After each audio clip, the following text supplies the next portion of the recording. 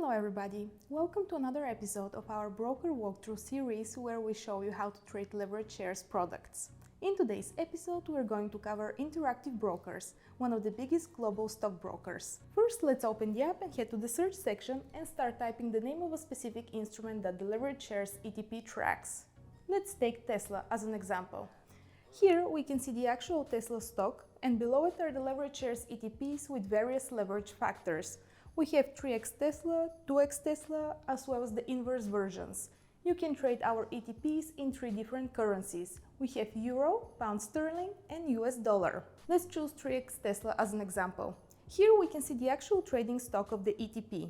After we have decided on the currency and the leverage factor, let's click on Buy, adjust the quantity and order type, and slide the Submit Buy button. Our order is now pending. Once bought, we get a notification saying Order Executed. And that's it. We have just purchased our first Leverage Shares ETP. If you enjoyed this video, make sure to like, subscribe, and hit the notification bell icon so you're always among the first to know when we upload a new video. Thank you very much for watching, and see you next time.